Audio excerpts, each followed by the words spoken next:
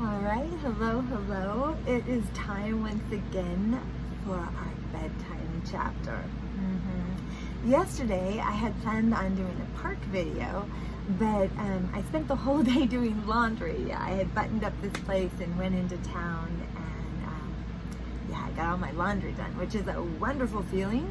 And here I'll be able to do that once a week, so I'm very happy about that. But it took all day, so I didn't get to my park video.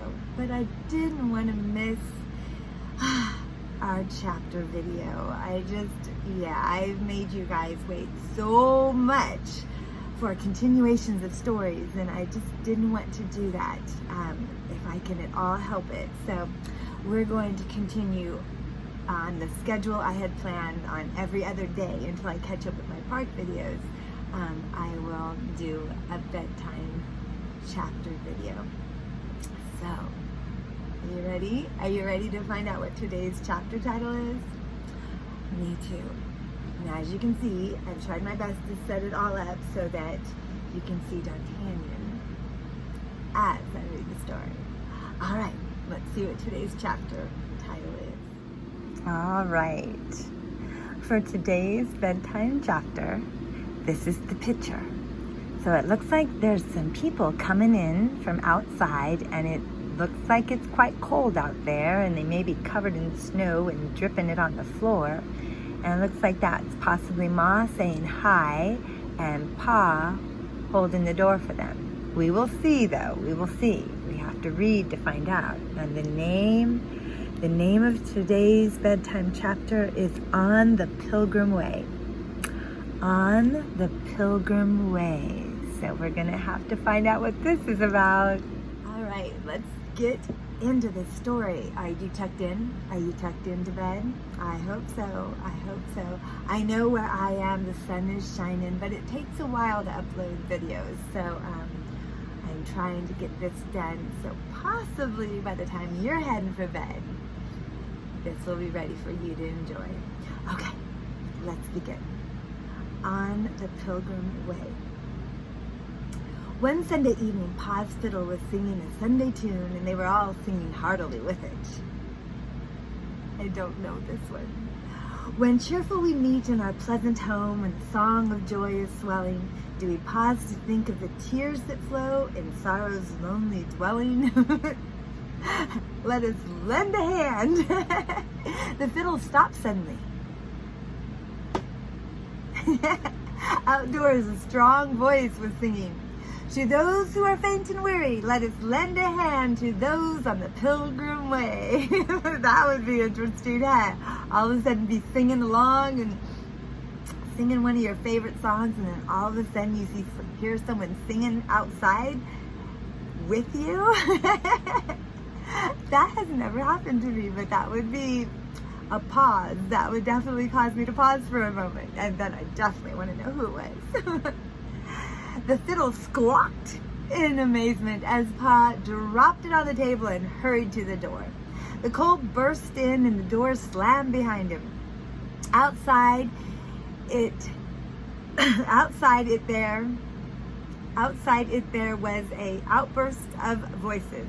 Then the door flung open and two snowy men stumbled in while Pa said behind them, I'll see to putting up your team.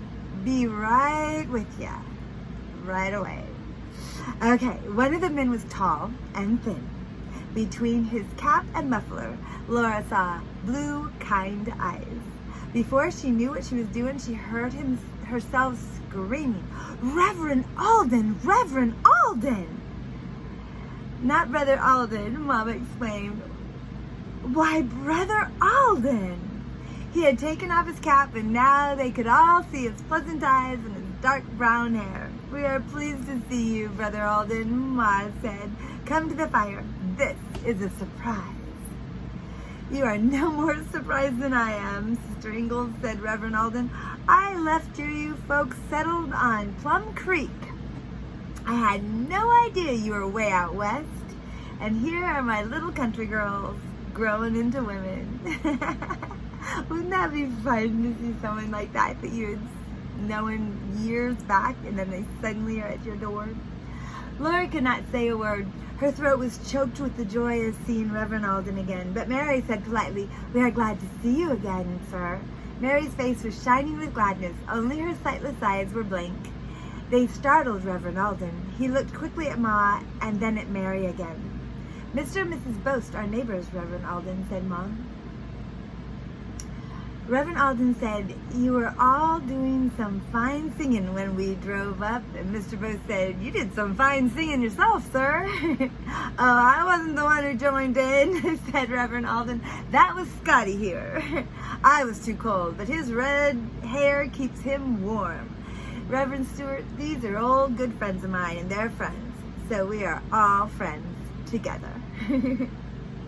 That's how it's like, how when you have really good friends and then you run into other really good friends and you introduced your first set of friends to the other set of friends, then you're all just friends together. Reverend Stewart was so young that he was not much more than a big boy. His hair was flaming red. His face was red with cold and his eyes were a sparkling cold gray. "Set the table, Laura," Ma said quietly, tying on her apron. Mrs. Boast put on an apron too, and they were all busy poking up the fire, setting the kettle to boil for tea, making biscuits, frying potatoes. This is making me hungry. I have yet to eat my meal today.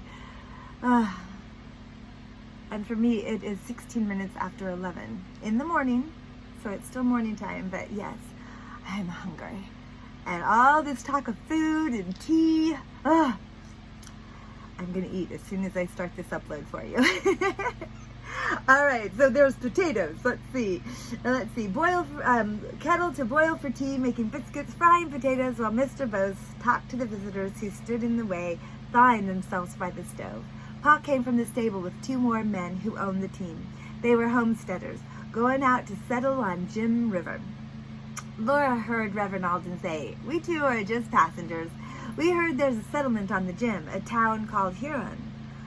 The Home Missionary Society sent us out to look over the ground and make ready to start a church there. I guess there's a town site marked out on the railroad." Oh, sorry.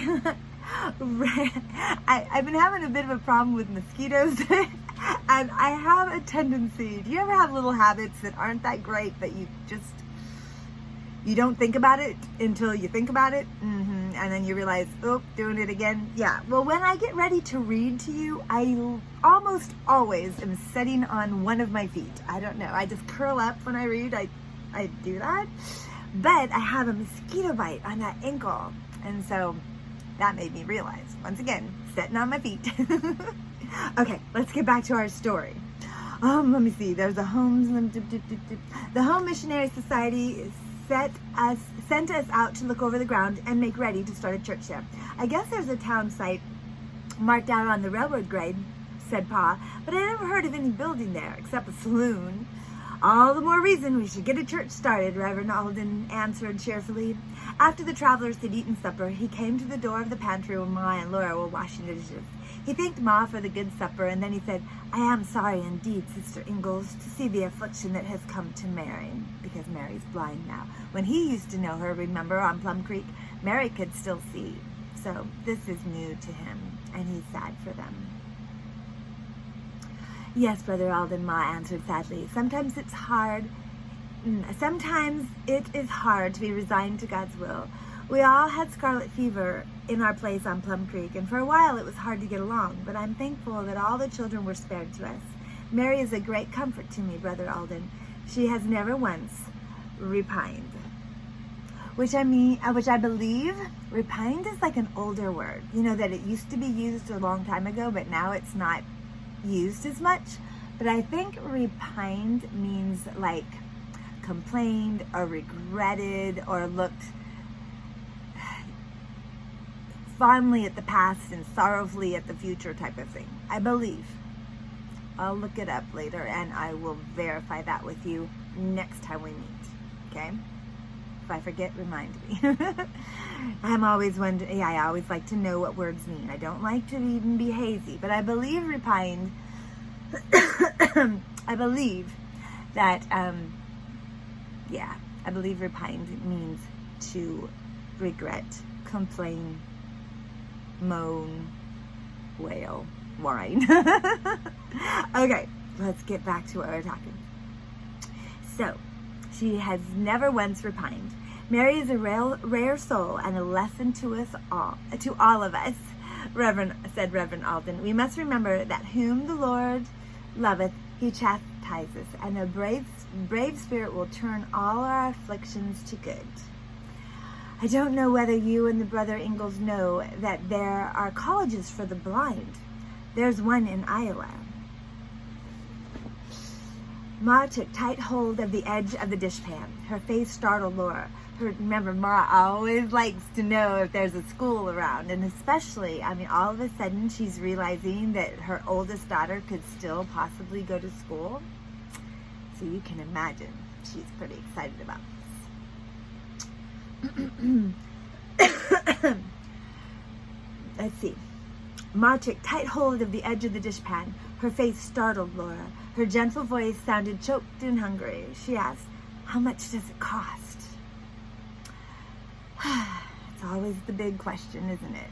There's many wonderful things in this world, but you got to figure out how much does it cost? How much time do I have to give? Yeah. All right. I don't know, Sister Ingalls, Reverend Alden answered. I will make inquiries for you if you like. Ma swallowed and went on washing dishes. Sorry, heard a noise outside the door, which is a little unusual.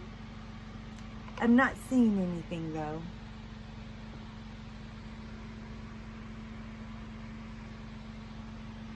I don't know. Maybe a bird. Now I gotta set this back right so you can see everything properly. Anyway, did you hear it? It's like a I don't know. Okay, back to our book. Always something, I know. Okay. It's like that movie Up, and the dog, like, squirrel! Squirrel! Yeah. Okay. Back to the book. Let's see here. He'll make inquiries. Ma swallowed and went on washing dishes. She said, we can't afford it, but perhaps later, if it doesn't cost too much, we might somehow manage sometime. He likes to scoot back farther in the bed because, yeah, I'm just checking. Because the fan blows directly in that position. So, and it's another warm day today. I do have the AC on, but it's set to 75 degrees. So it's not crazy cool in here, and he prefers crazy cool. I want to see how long the gas lasts in the little generator I'm running outside. So, I know, long story. Okay, let's get back to the book. All right. Okay, so she's saying that maybe sometime they would be able to do that. I always want Mary to have an education. Laura's there. The AC's kicking on again. Laura's heart beat hard and thick. She could feel its beating in her throat, and wild thoughts fluttered so fast in her mind that she did not know what any of them were. Do you ever have thoughts come so fast it's almost hard to keep them in a set collection? Yeah, well, there's just so many thoughts. Yeah, that's what's happening right now to Laura.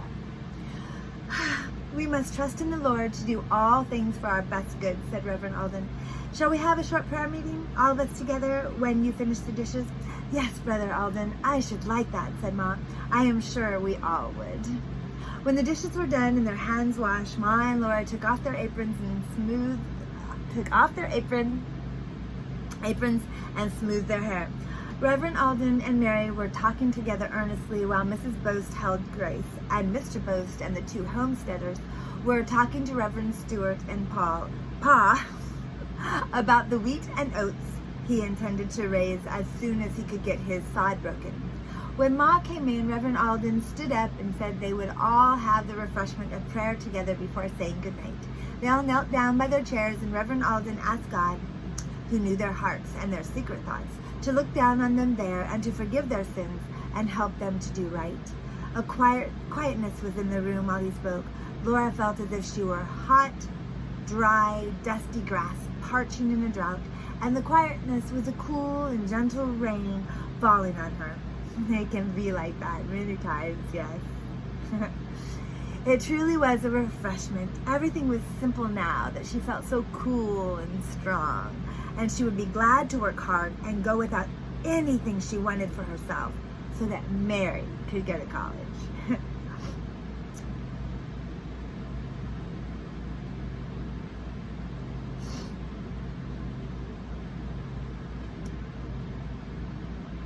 I love Laura. Okay.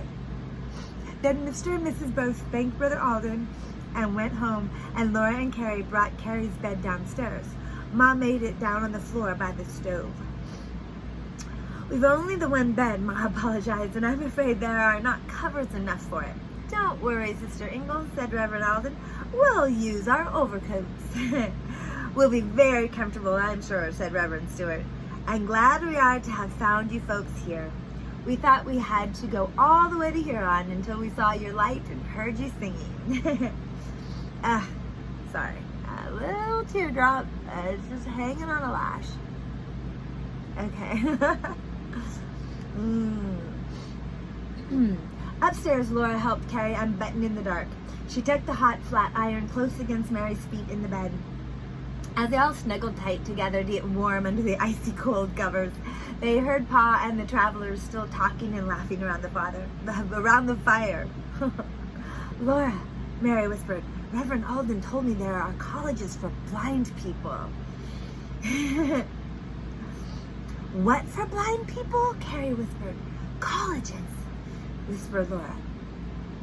Where they get college educations. How can they? Carrie asked. I thought you had to read to study. I don't know, Mary said. Anyway, I couldn't go. It must cost something. I don't suppose there's any chance I could. Ma knows, Laura whispered. Reverend Alden told her too. Maybe you can, Mary. I do hope you can.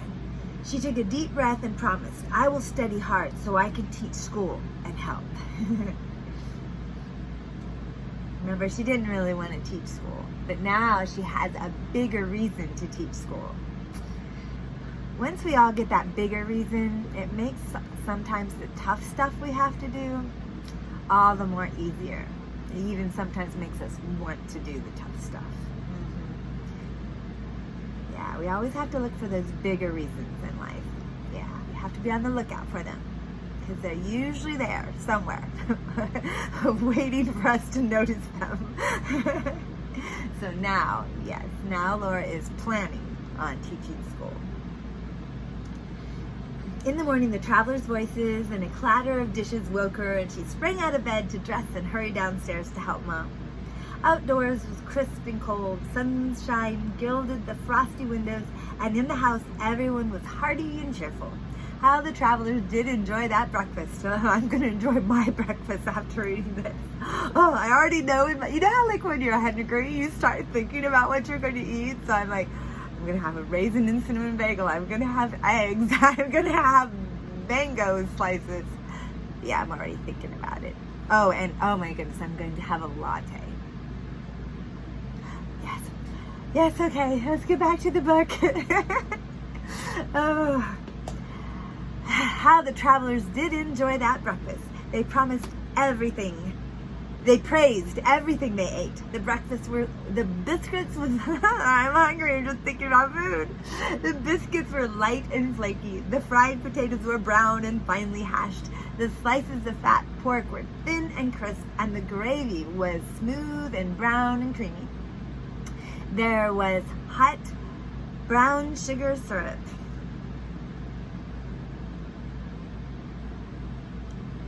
I'm trying to think if I've ever... Oh. Maybe when they take the brown sugar and they add the water and stir it, it's kind of like a replacement for a fresh maple syrup, you think? Like all my dehydrated food that I just add water and then boom, they're there. Yeah, maybe that's what it is. Add water, stir, heat up, and then it's yummy. I don't know. I've never had it. And plenty of fragrant steaming tea. This meat is delicious, Reverend Stewart said. I know it is just fat, salt pork, but I never tasted anything like it. Would you tell me how you cook it, Sister Ingalls? Ma was surprised, and Reverend Alden explained, Scotty's going to stay out here in this missionary field. I've only come out to get him started. He'll be batching and doing his own cooking. Do you know how to cook, Brother Stewart? Ma asked, and he said he expected to learn by experience.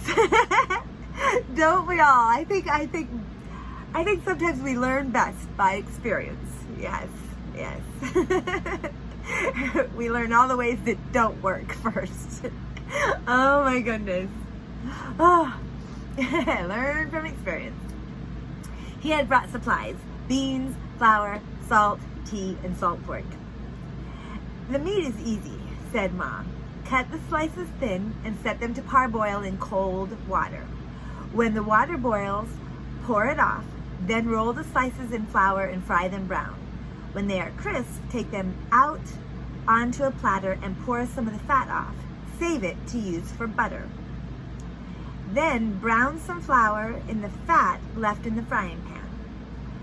Pour in some milk and keep stirring as it boils until the gravy is just right. Would you mind writing it down? Said Reverend Stewart. How much flour and how much milk?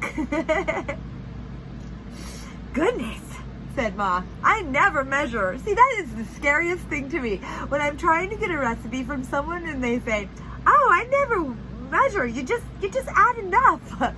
Enough? Oh, the word enough is such a vague word, isn't it? Oh my goodness. Just do it till it's enough. I like my written out directions. I do. And then I play with those, of course, and improvise. But I like to have ground rules. Keeps you kind of on track. Yes. So I totally understand how he's feeling right about now. Goodness, said Ma, I never measure, but I guess I can make a stab at it. She had a sheet of paper and her little pearl-handled pen and the ink bottle and wrote down her receipts for fried salt pork and gravy, and for sourdough biscuits and bean soup and baked beans, while Laura cleared the table quickly and Carrie ran to ask Mr. and Mrs. Bose to come over for a preaching service. It seemed odd to have church on Monday morning, but the travelers were starting out on the last stage of their journey to Huron, and no one wanted to lose this opportunity to hear a sermon. Pa played the violin and they all sang a hymn. Reverend Stewart, with Ma's receipts in his pocket, made a short prayer for guidance in all their worthy endeavors. Then Reverend Alden preached the sermon. After that, Pa's fiddle gaily and sweetly played and they all sang. Oh, now this one, I know this one. It's just been so long. There's a heaven far from. Oh my goodness, my mom could pull this up if she was here.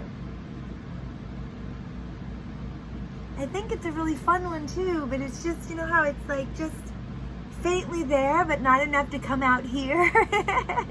It's back here. The words. The words are, there is a happy land far, far away, where saints in glory stand, bright, bright as day. Oh, to hear the angels sing, glory to the Lord our King.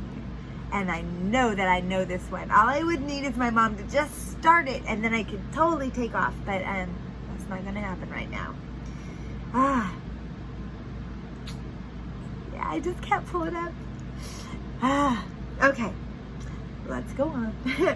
When the team and wagon were ready to start, Reverend Alden said, you have had the first church service in this new town. In the spring, I will be back to organize a church. And he said to Mary and Laura and Carrie, we will have a Sunday school too. You can all help with a Christmas tree next Christmas. Remember the Christmas tree he had set up before in Plum Creek? Sorry about that. And all the presents were hanging on the Christmas tree. That was a good memory for Laura and Mary and Carrie. I don't know if Carrie can remember it as well. Maybe just a little bit. Let's see. He climbed into the wagon and went away, leaving them with that to think about and look forward to. Wrapped in shawls and coats and mufflers, they stood watching the wagon going westward on the untouched snow and leaving the marks of its wheels behind it. The cold sun The cold sun shone brightly, and the white world glittered in millions of tiny, sharp points of light. Well, Mrs. Bow said, through a fold of shawl drawn across her mouth, it's nice to have had the first church service here. What is the name of the town that's going to be here? Carrie asked. It doesn't have a name yet, does it, Pa? Laura said. Sorry, my throat's starting to tickle. I have a feeling this is going to be a long upload. I've been talking too much. About all kinds of other sorts of things, like I like to do with you. Because this isn't just about reading, it's about spending time together, right? All right, let's see here. What is the name? We don't know. It doesn't have a name yet, Pa. Yes, Pa answered. It's Desmit. It's named for a French priest who came pioneering out here in the early days. They went into the warm house. That poor boy'll ruin his health, most likely, said Ma, batching all by himself and trying to live on his own cooking. She meant Reverend Stewart.